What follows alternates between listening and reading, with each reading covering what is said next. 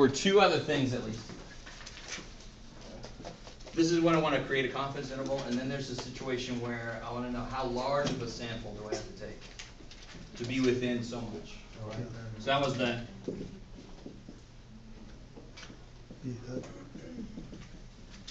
And of course the now infamous. Okay, right. They both come from the same algebraic manipulation of these kind of things here, right? So you know how on the quiz we had used the wrong one or something? Wasn't it that we had used the wrong one? Yeah. I didn't put that one, and I didn't do it on purpose, and that's why I made that problem 1/6 the points of the other ones. Okay. Yeah. So then just the top one is, again, can you say what it This is for means. This is for percentages. But I know, but the n equals z squared. What is that one for? The first one. That's z squared. These are both for when they ask how large of a sample do I need. Okay. This is when you're trying to talk about means.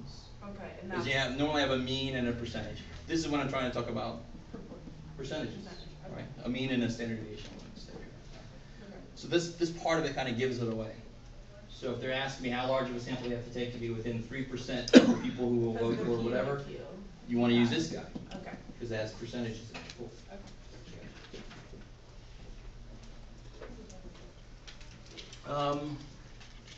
That's chapter 7, basically, right?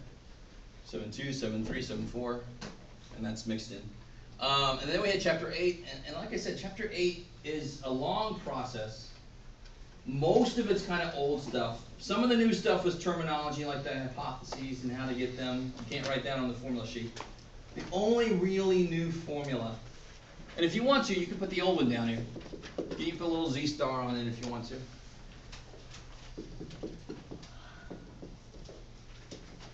All right, you can have that on there. And you can certainly put this down there again. To me, your formula sheet really depends on you understanding what process you prefer. I prefer doing this and then throwing that number in. Some people like the way the book writes it with that under here, but then you have to be careful how you put it in your calculator if you try to do it all at once. Maybe. The really new formula is this one.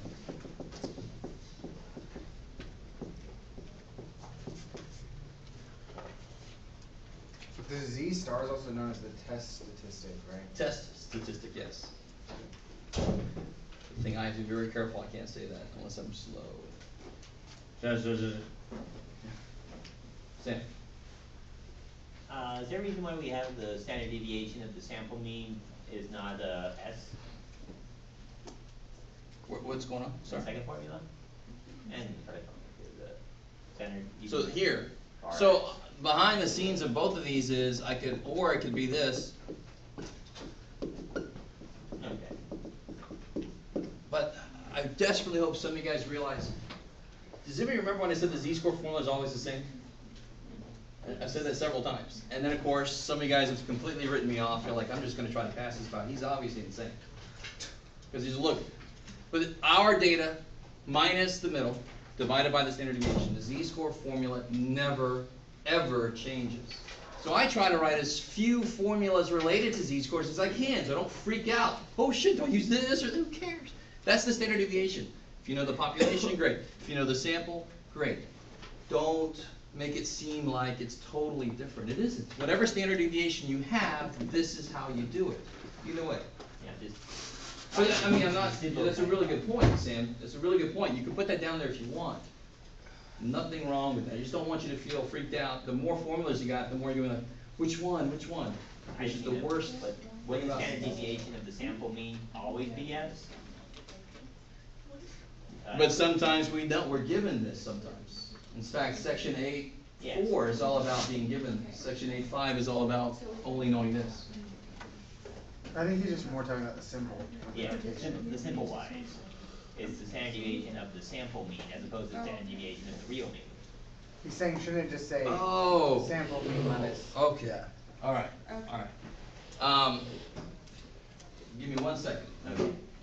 Any other formulas you think should go up there. What does that say on the second one, Z star equals, on the bottom part, is that standard deviation or sample? That- Standard deviation of a sample. Yeah. Okay. All right. Okay. I've got this formula and I've got this formula. Symbol. That comes from a population and that comes from a sample. The minute I start taking samples of size whatever and start asking questions about the means, I don't care which one of these I've got. Yeah.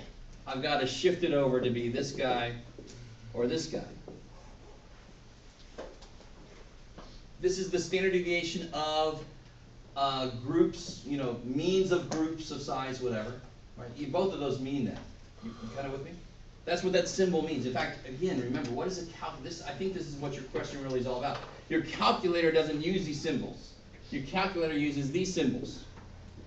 Doesn't it? If you do 1 bar stats real quick, you'll see it. What's the difference here? Does anybody remember what I kept saying about this? Why can't I use this in a problem where I've taken 18 kindergarten students? I want to know what's probably their height is this. Why can't I use this one? Because that's the spread for The population.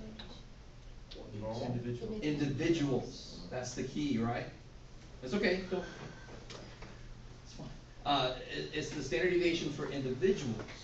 The minute I start talking about groups, I need a standard deviation for groups. That's what these are. Cool. So it's kind of cool that the calculator uses this symbol. It actually doesn't use it for the reason I'm saying. It's just telling you if you had 2 variables, one could be SY. So it can differentiate kind of with me. But it still kind of makes a nice point. That's for individuals. This is for groups that have sample means of this. Okay, maybe. So that was how I tried to say it, because that's the way that makes the most sense to me, and that's actually the truth. When I have a problem where I've taken a sample of something, I cannot use the standard deviation that works for individuals, because I'm looking at groups now, not just individuals. I'm looking at groups of people or things. So I have to use that standard deviation for groups. So I would never have, I don't know if you're talking about having like this symbol here, or a little mu there instead or something. Yeah, although with the I got you. That not really is the case. I have to use X bar because they come from samples. That standard deviation comes from the No. population. This standard deviation is a population standard deviation because it's I would know the population standard deviation in the first place. Now I just converted it into this. But it's still, that's the standard deviation of samples of size whatever. In either case. Standard deviation of the sample based off of standard deviation of the population or something. All right. Standard Okay. deviation. All right. Any other questions about the formulas? Any other formulas that should be up there? That's all I can immediately think of. Because the rest of chapter 8, believe it or not, the formulas are all old news. They're all stuff we know. Should be.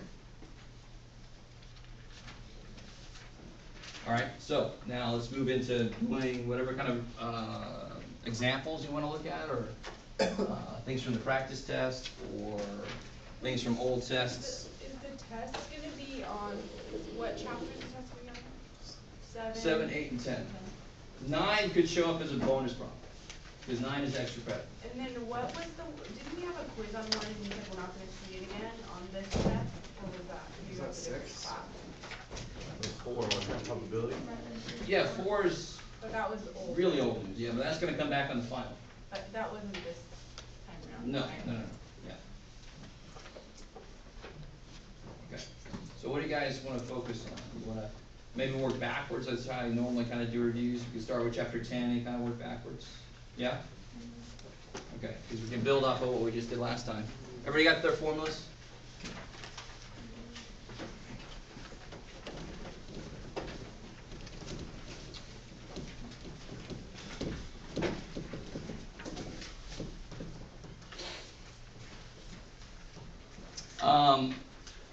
So real quick, anybody still need that? I gave a handout about chapter 10. Does anybody need that? It says linear correlation or regression notes at the top. That's the one.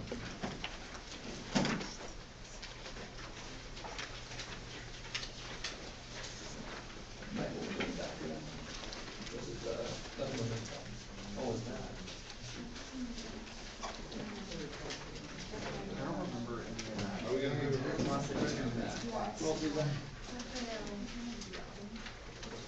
Yeah, we could. We should.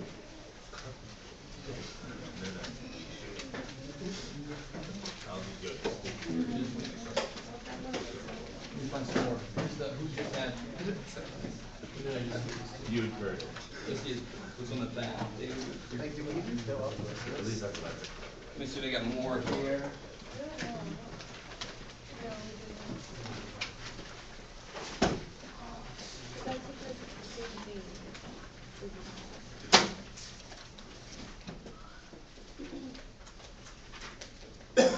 So it looks like I might have just run out of those, so if you still need a copy of that, you could either come with me back to the office or you could just email me.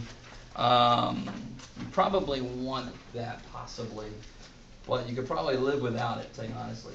Chapter 10 is all in the calculator, so let's just do a couple examples. We could actually, it's a good idea, we could do the ones on the practice test. Possibly we can do that quickly.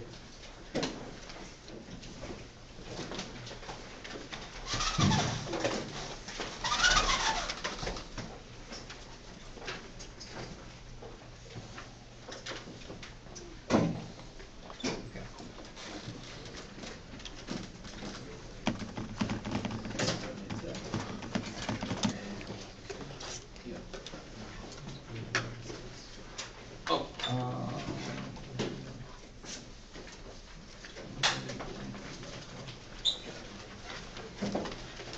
yep.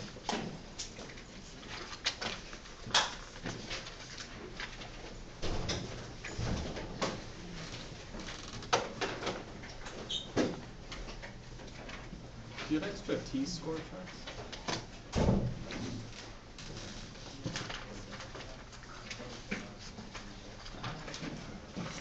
Anything's possible. Thank you. All right. All right, so while this is coming up, go ahead and obviously you need to put this data in. I'll warn you ahead of time, I kind of reworded it for the practice test from what I had before. Because like Alabama, 22.7. If I said that was a percentage, which it really is, people are making it 0.227. And then for your lines, you're getting like gigantic slopes in the millions and so on. I mean, so I tried to keep it, you just use 22.7 as you're plugging it in and 27.9, don't make it into decimals. Yeah. Oh, the hypothesis test thing? I mean the correlation, chapter 10. No, I just ran out. So like I said, either email me for a copy or come see me in the office right after class if you want a copy. Okay. So right now is the exciting part of this whole thing, which is just inputting the data.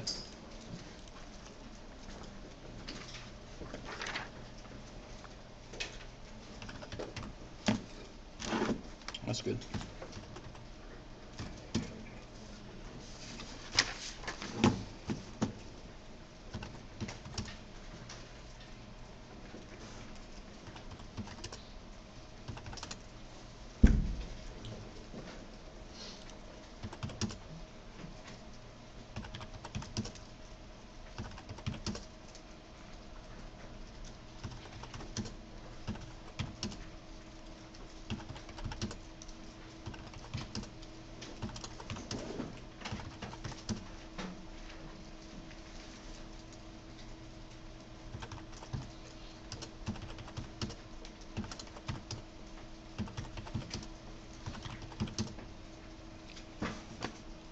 Here's 17.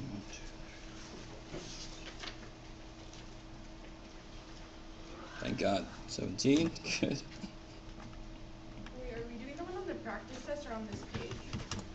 The one on the practice test, right? Wait, is it supposed to be 17? Yeah, 17, right? Hopefully. Okay, I don't know. Yeah, I just counted. It should be 17. Because that's the suckiest thing in the world. You put all this data in, you have one less than you're supposed to, you gotta go figure out which one you missed.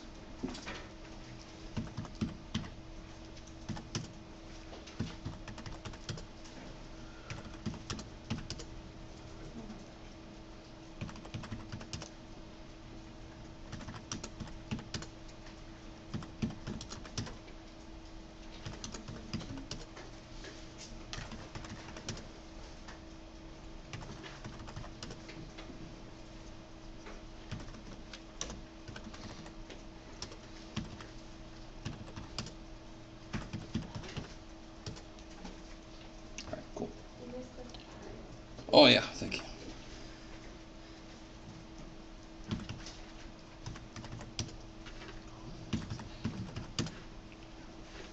To make this emulator way too realistic. Some of the keys stick. Alright, so it's alright. Yep, cool. Okay, how we doing? Are we getting those bad boys in there? Okay.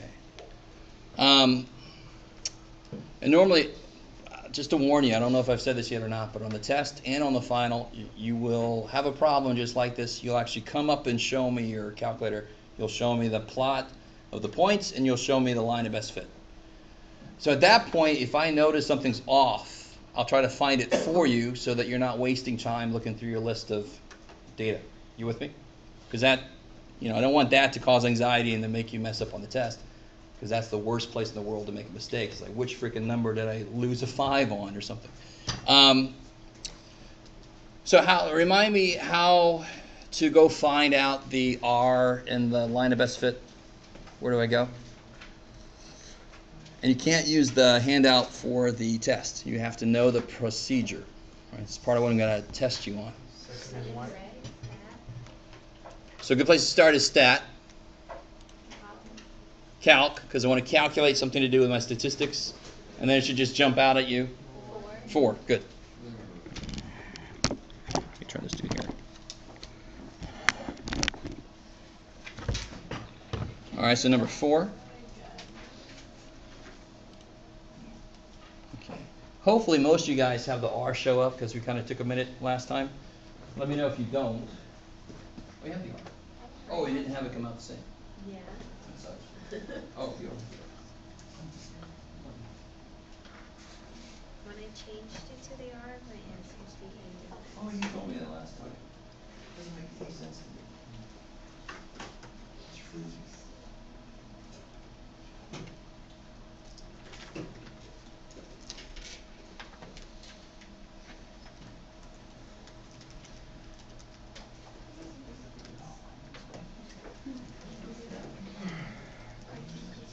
All we do. That's it. And then And what do you do? that one. Why do we have to look at that line? I don't know, it's the line of best fit. No, but how do you go to look at it?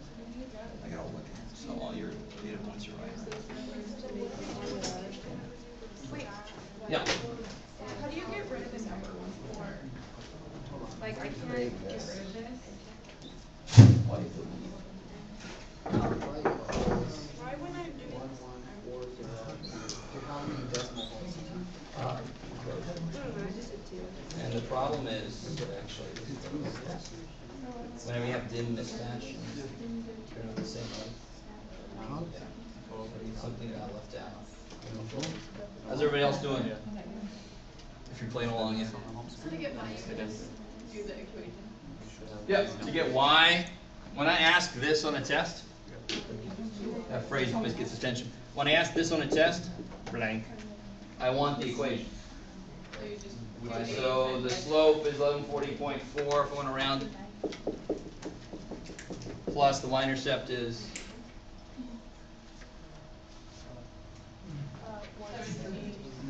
yeah, 17,650 cents. So that's the what?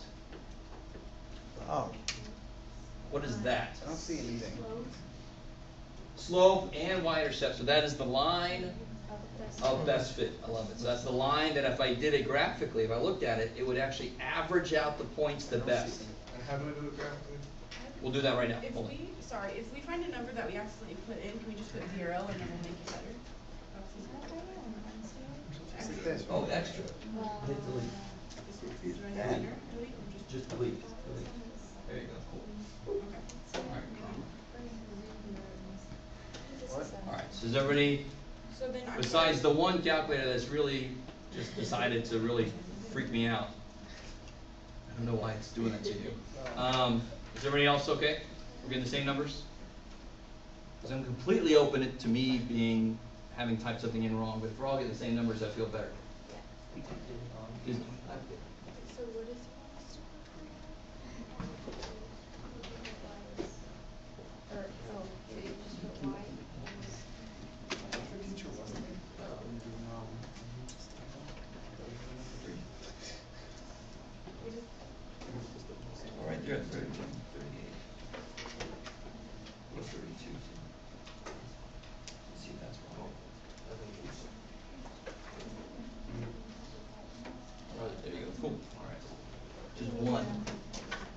needs to be is one number off somewhere, and everything gets thrown away. So how do I plot this?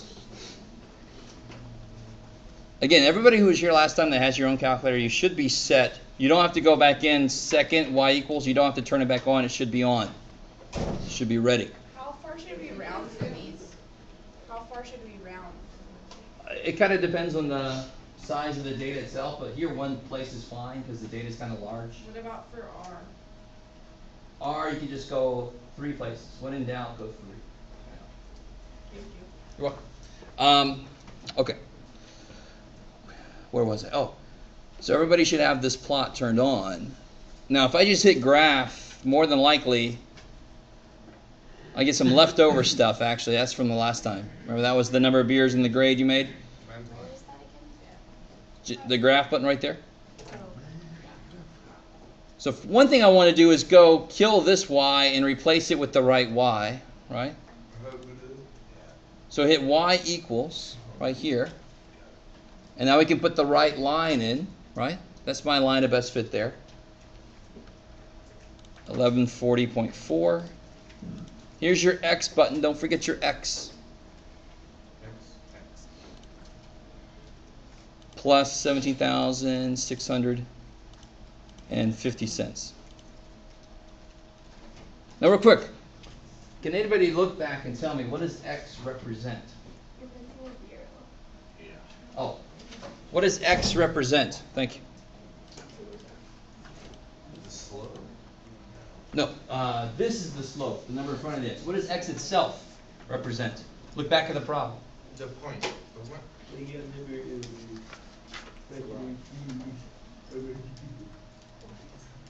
I like that. Let's see. So when you put this data in, you put list 1 was here, list 2 is here, right? Okay. And list 1 is the X's, list 2 is the Y's. With me so far? Like it's actually been this whole semester. We normally deal with X's because we only had one list. Now when you have 2, the second list is the Y's, right? So X represents the number of people out of 100 that have a bachelor's degree. You with me? And Y would represent, so any given level of rate of bachelor degrees that I plug in here, Y would tell me how much the average income is in that state. And just so you know, I always do this. This is true data. This is data that I collected from the Census Bureau. I have no idea if somebody else, I'm sure that this kind of study exists somewhere. But it's interesting. I really want you to understand. I didn't cherry pick anything. I went in. The only thing I made sure, I think, was that California was on there because we live in California. That's the only non-random thing I did. Otherwise, I just picked a group of states, and I just wanted to see, is there a correlation? So if I had a state that had 0 people with at least a bachelor's, there was a state somewhere where everybody had at most a high school degree, how much money could I expect, how much average income could I expect for that state? If X represents the number of people with the bachelor's, and I have 0 people with a bachelor's, I could expect that state to make 17,650 cents, bless you, on average, right? X is the number of bachelors. Yes, cool. X is whatever list 1 is. Y is whatever list 2 is. Cool. In fact, where can you see that really nicely?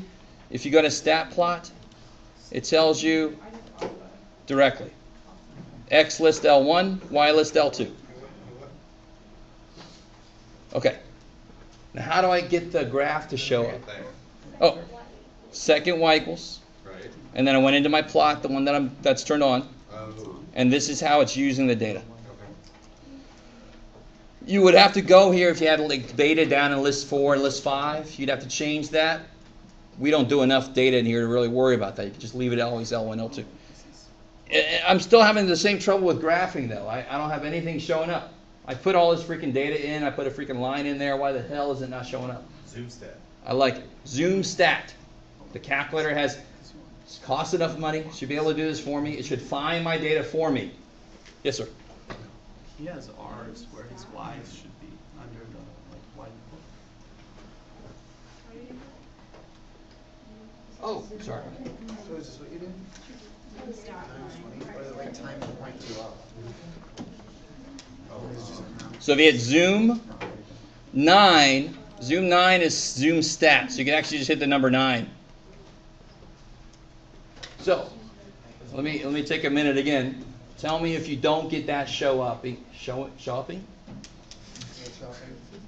If you don't get that showing up when you hit Zoom 9, let me know. Yes, sir.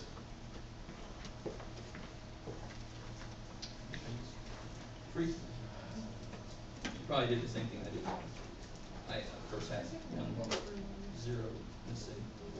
Oh, I know. That's a hit graph. I mean, just do it on scrap paper. It's not like we're even turning it in anyway. You just treat it like it's a book. Also, he's just gonna get us needs. No, I do too. Yeah, no, I do. But what I'm saying is like, we're like not finding, we can just jot down little things.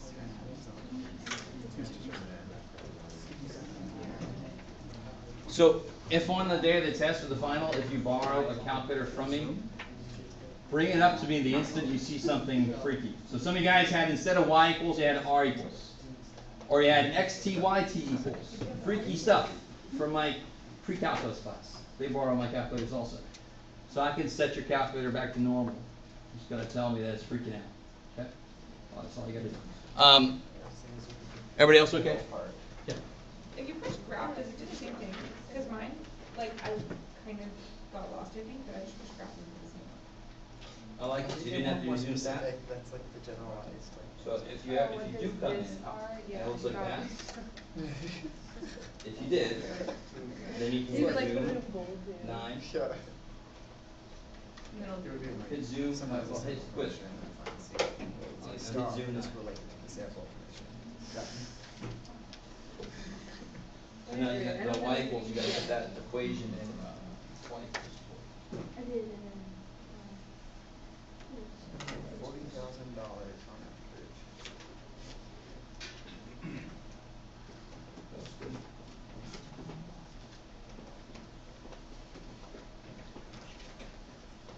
Oh, you don't have that data. That's some other data. well, I know. Oh, okay. So that's why it's not gonna show the line, because it's not even looking in the right place. So, when you have your complaint show moving, it should, if you roll over one, it should give it a one times, right? So Yes. what do you think it is? Or like, But it's, I mean, it's similar, but it's a little off. Well, look, not even on the shift, it trace. Trace. Now you're bouncing around from point to point. Oh, you can't roll over on their own? You could, but it won't be perfect, of course. It won't be exactly right. Yeah. Okay. Everybody else, is everybody else all right? So you'll need to come up to see me and just show me this. And I'll have a little place where I can put a little symbol to let me know that I've seen it. show you the line? Show me that. Okay. Beautiful. I love it. So then you probably don't have to like draw that. You don't have to draw a little So- representation. I did on the answer key just because I couldn't show you mine. Did you give out us the? Did you just say to come up? Not yet. All right. So how do you feel about that kind of problem? I mean, compared to some of the other stuff we've done, this is just the getting used to it stuff. So we're all gonna get up and show you the. Yeah. Okay. Now looking back at our R. We got an R of 0.807, 0.0808. Let me show you this. I told you I'd show you this. This is not something you have to use. This is something I'm going to use. But I'll show you what's going to happen. Turn around. Good. I'm going to use this chart to figure out what R has to be. Remember, the closer R is to 0, what does that mean? What does R equal to 0 mean? No correlation, no linear correlation, right? There's no straight line that really makes sense. The data could be a straight line, but they don't affect each other, or they could just be all over the place. So there's no real good straight line I can draw. So the closer R is to 0, the less chance there is for there to be correlation. You with me so far? The closer R is to 1 or -1, the better chance that there's a correlation. The more tight the points are to the line. You with me? the more I'm going to trust that line to make predictions, like I already did. I already plugged a 0 in there. I already used the line. Why am I allowed to do that? This n was 17, if I remember correctly. Right, the sample size is 17. Let me just show you this. So this is not a chart you need to ever look at again. I just want to show you. Stay with me now. N is 17. Now, we have two options here for two different levels of significance. Oh boy. We normally use 0.05, and that's what I'm going to use for the test. So for a sample size of 17, I have to have an R of at least 0.482 to show correlation. If it's below 0.482, then it looks like those variables aren't connected. You with me? If it's above 0.482, that's evidence that it is connected, that one does affect the other, or they're both affected by something, or whatever. There is some relationship. You with me? So I'm on the test, I'm just going to say R must be greater than blah to show correlation. Now, with that said, the closer I am to 1 then, as long as I'm over 0.482, I've shown correlation. But the closer I am to 1, the stronger that correlation is. The tighter the points are to the line. So R of 0.8, isn't that what we got? Our R is 0.8. That would be decently strong, positive correlation. So any version you want to say that? Medium strength, positive correlation. Tell me it's positive. You got to have that part in there. You got to tell me it's not really weak, and it's not crazy strong, but it's decently strong. Wouldn't 8 be pretty strong? 0.9 would be pretty strong. 0.99 would be stupid strong, right? 0.8, that's decently strong. Strong. Now, how much am I going to grade you on the Semantics. adjective you decide to use? Don't freak out. I mean, as long as you get the idea. If the cutoff is 0.48 for an R, and I got an R of 0.49, you say that's weak positive correlation. That just barely passed the test. You with me? How do we know do you tell us the cutoff? I will. Like I just said, you don't have to use the chart. I will, and I'll tell you on the test what R has to be. You just have to take it further and say, are you really above that? Then it's strong. Are you not very far above that? Then it's weak. Wait, Okay. so this one would be a decently strong correlation? Exactly, because not only did it beat 0.482, but it's also getting decently close to 1. So then you're gonna give us a R what you think it should be, and if it's close to that, then we make our assumption on So R's got to be greater than that. it. Or R has to be Yeah, greater. because it's got to be closer to 1. The closer it is to 0, the worse correlation there is. So if the cutoff is 0.482 and I got 0.46, I have to say that it looks like there's no correlation. Yeah. And if the cutoff is like 0.82 and you get like 0.76, you say like No correlation. no correlation, or Yep. Or that doesn't appear to be correlation? If the requirement for the R is so high, your sample's probably pretty small, right? The chart shows you as your sample gets smaller, does that mean you need more evidence? The smaller my sample is, the more evidence I have to see. So if I have a sample of 6, my R might be, I have to get a 0.85 or if something. it's like the requirement is 0.4 and you get like 0.385. Then there's still no correlation. There's no evidence of correlation. That's one way to say it. Okay. Yeah. In this case, what if it was 0.7? Then it'd still be medium strength, or however you want to say it, right? That's why, at least we know exactly when correlation starts.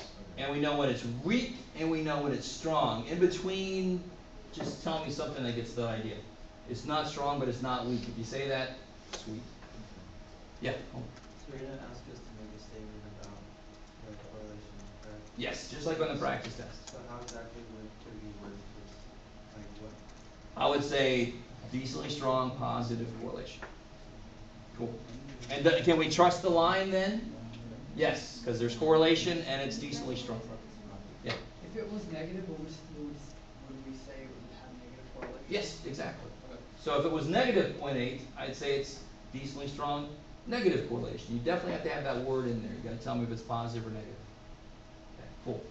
Now, I think part A was this equation. Part B was, what does this R tell us about this line of best fit? It tells me that it's decently strong fit and that I can trust this line to make predictions.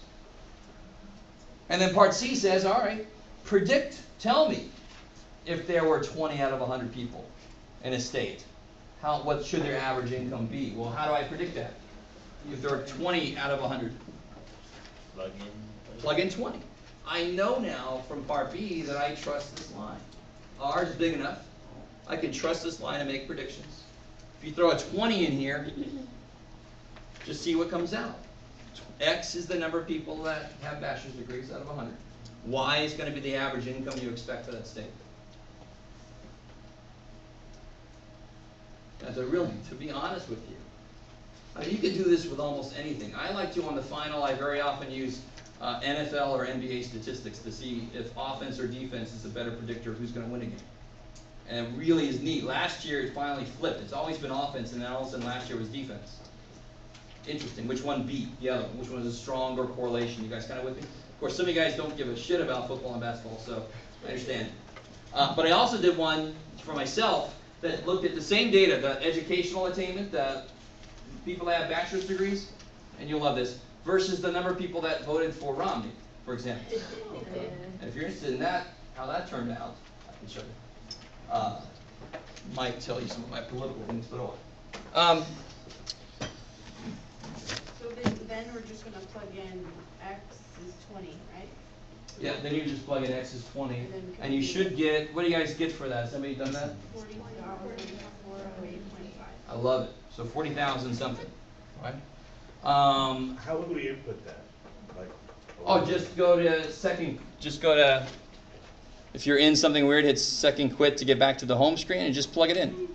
1140.4 times 20 plus 17,600, and don't forget the 50 cents.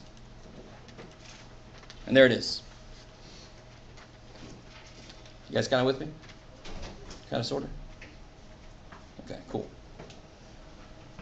So, to me, that's very quick. When I was on the East Coast at the college on the East Coast where I used to work, I was the guy that placed all the freshmen in the first math course. I was in charge of math placement. So I did a score based on their SAT math, their GPA in math courses in high school, and their the highest math course they made it to. So I made a combined score out of those. And the first year I just kind of did a correlation between what that score was and how they did on the placement test. And it was really pretty decent correlation. So in the future, I could then predict for every single student when they come in, I get the score from what I see from their, before they even take the placement test. I can tell them, it looks like we're going to need some more 105, well, for here it'd be 110 for sections, because I think a lot of people are going to place into 110. I'm talking to the math department there, right? You guys kind of, I mean, that's a beautiful application of this in real life. This is one of the most powerful things that we have in statistics. Yeah? Can you show us the statistic with the bachelor's and the correlation between who work for Romney? Could I show it to you? Sure. Do I have it with me? No. It's back in my office, so if you, I think it's in my office. Yeah. How did you get, just to go back, 1140.4 and 17600.5? So that came from the calculation, right? When we did stat calc number 4. We got this list here.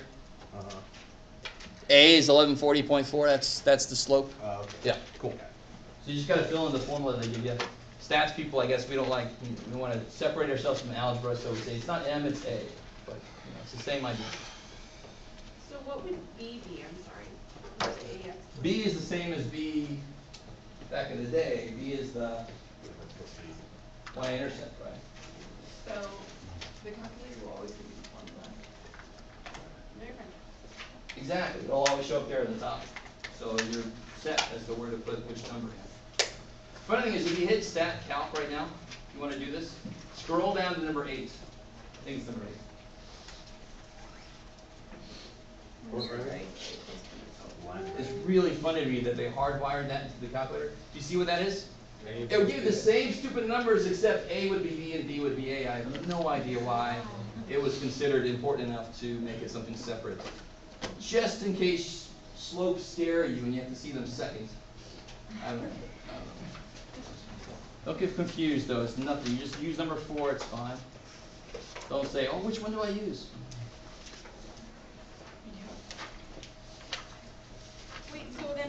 number 6, when you were on number B, when you said we trust the line to make predictions, do you have to add that little piece in too, or to be Yeah. correct? Yeah, that's why I'm trying to be, I think I say specifically, I'll tell you this, on the test I will say interpret R, and then I'll say, what does this R tell us about our line of best fit? Okay. So interpret R would be it's decently strong positive correlation. What does this line tell us about our line? We trust it to make predictions because it shows correlation. Make sure you have two sides to this, by the way, real quick. We only have one side of the other one. I know. It's because there's not space to work. Yeah, there's actually something I gotta show you. Because there's so. What you were talking about?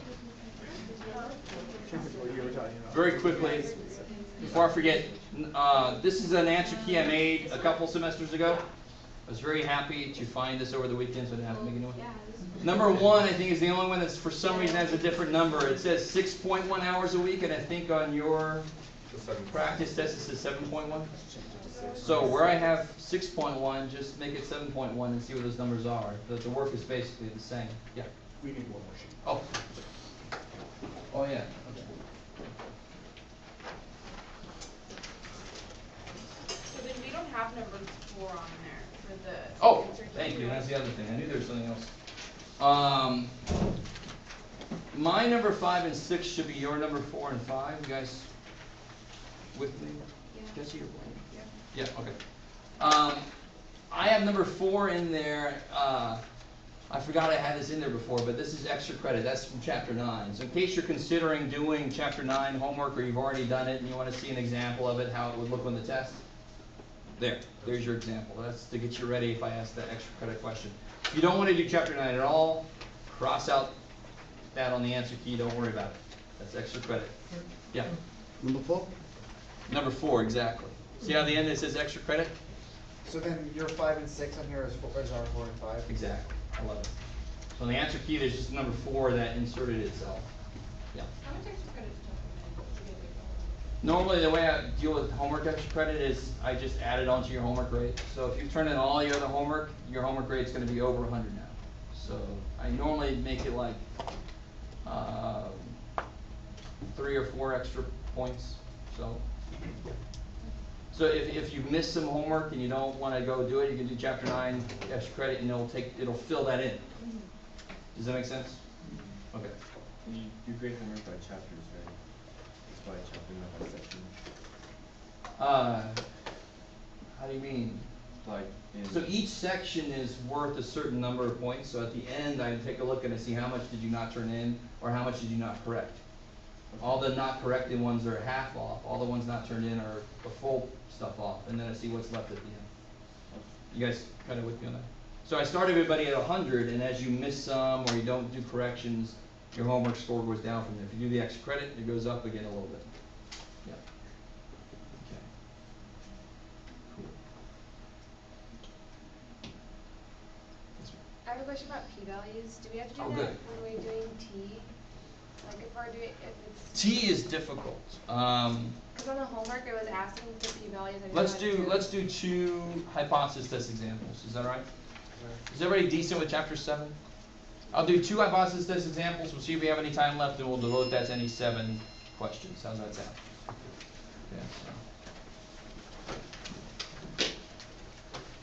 Okay, so. Well, you're all like, whatever you want to do, man. Do something. All right. Maybe let's do a percentage hypothesis and a T. One or 2 on the There's 3 and 5 on the practice test, but I don't know if you want me to do that. You have the answer key. It's up to you. We either do those 2 problems, or we can do 2 other ones. 2 different ones. Okay. Let's first do a percentage one, and then we'll do the p-value for that. We'll do a T test, and I'll show you what the p-value would be for that, but I'm not going to make you do that on the test. Yeah. Can the chapter 7 problem go over from the homework? Hell yeah. Of course. And it could not be from the homework. It could be whatever Chapter 7 related stuff you want to talk about. Let's do number 25, I guess. Page 411. What's the matter? We guys rooting for one? The only one I evidence- couldn't get was 27. Let's do number 27. Why not? Yay. On what page? Page 411. Pregnant women and their ability to correctly predict the sex of their baby. Right? Every culture, I think, is a different way to. Oh, it's taking you this way. Oh, it's doing this. Did it kick at 3 in the morning? It's gonna be a boy. What Um, number? Sorry. Number 27. So read through that real quick, and somebody tell me what the claim that's being made is.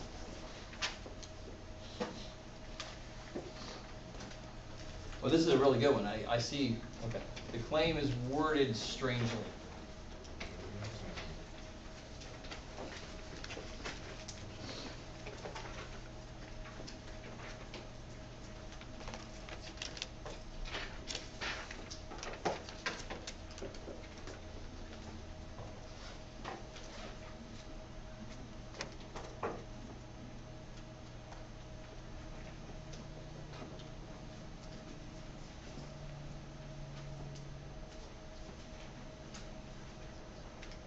That's funny.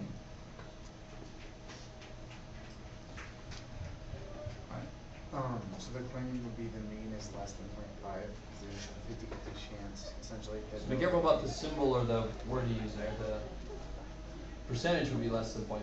For the percentage. Because if I'm trying to show that it's, and it's not even less than really, it's just that it's different from 0.5. Because in order for it to be random guessing, if they were just randomly guessing, how many should they get right? 50%. Which reading through this, I like this problem less and less, because how many did they actually get right? 43%. So right there, to tell you honestly, I could say that's obviously not evidence that you can do better than just random guessing. But the way they worded it, we can still work this problem out. I want to see, the claim is not different from.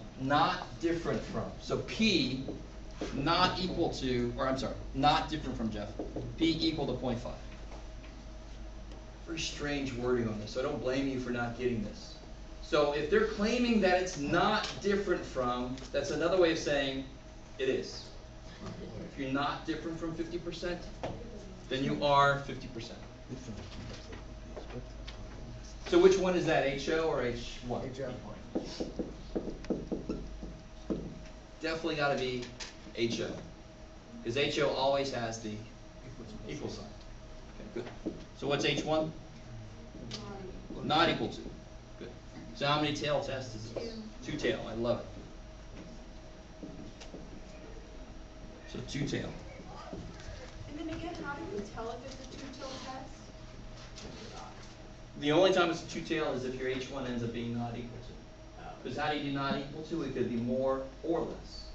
That's the only time you're interested in both sides. If the claim was it's more, I'm only interested in that side, or less, I'm only interested in that side. So that's only if the HI is like. Not equal to. Love it. Okay, yes sir. So the HRV, oh no, it can't ever be now. I like it. I like Mr. Kuhn's answer to the question. Yeah. For 27, shouldn't the probability be 43% because that's 43%? What's the 43%? Where does that come from? And it was reported that 43% of the correctly predicted the sex of their baby. Yeah, the 43% came from the sample. So that would be P hat. That doesn't come in until step 4. Okay. So this is step 1. What's step 2? For me at least, for my steps that I use. So the book had different steps. They're the same, they just put them in different order. Yeah. Right? They normally ask you for the test statistic first, and then they say what's the critical value. Yeah. I ask you for all the same stuff, so if you want to do it in this format for the homework, you will answer the book's questions also.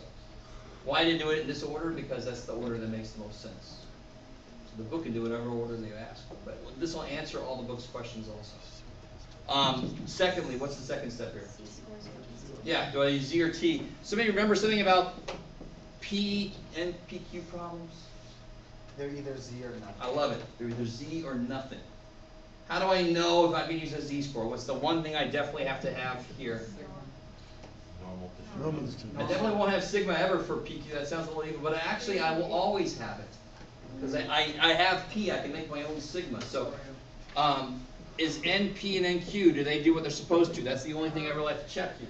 As long as they do what they're supposed to, I'm good, I can use Z-scores. If they don't, I can't do anything. So for an NPQ problem, it's Z or nothing. I know if it's an NPQ. See? I know if it's an NPQ problem, if they give a probability.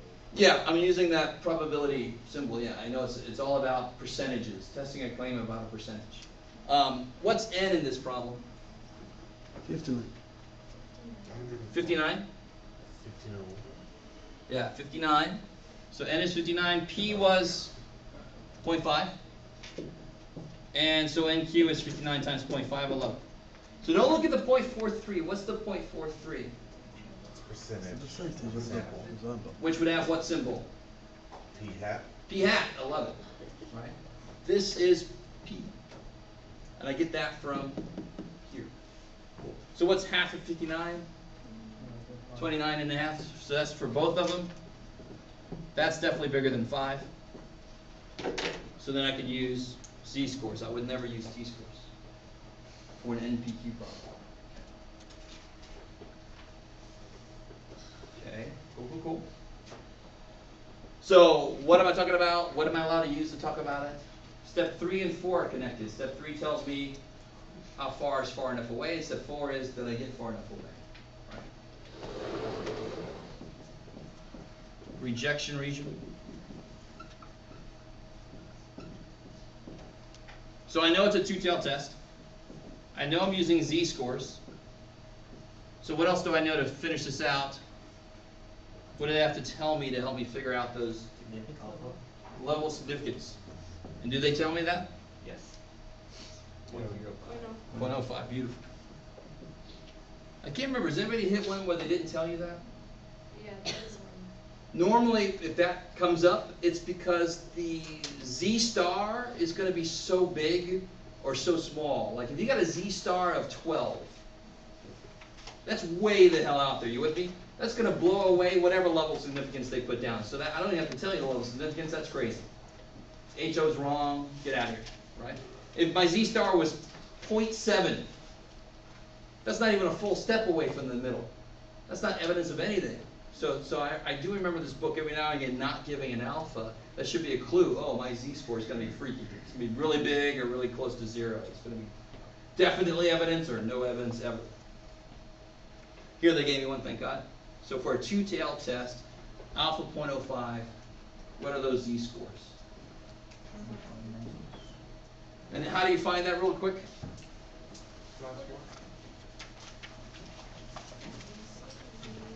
Look at the chart. Yeah, look at the chart.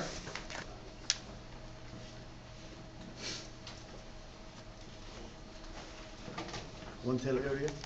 So two tails, right? Two-tail test, alpha 0.05.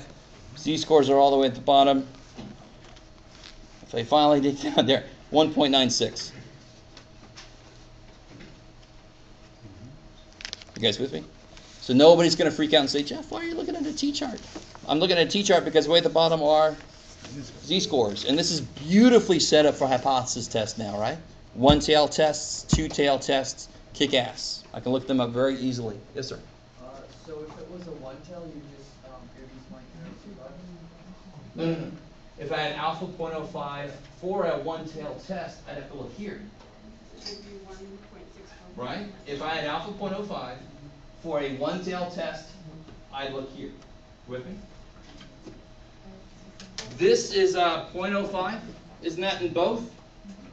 So how much is in one? 0.025. So that's why it's the same column, because it's the same situation. If you had a one-tail test with an alpha of 0.05, you look here, because that's one tail, 0.05. Okay, so if it's a two tail test and the alpha is 0.05, it's for two tails, but if it's 0.05 for one tail, You'd have to look for 0.05 one tail. okay. Yeah. So that's why it's set up beautifully. Okay. Oh, here. So it's the 1.96. So I'm not going to say this in words. what's gonna happen in order for me to reject the HO? If the Z-score is, If my Z-star is, over 1.96 or below. yeah, greater than 196 or less than negative 196, then I can reject the whole, support the high, like several states do. Had to throw that in there.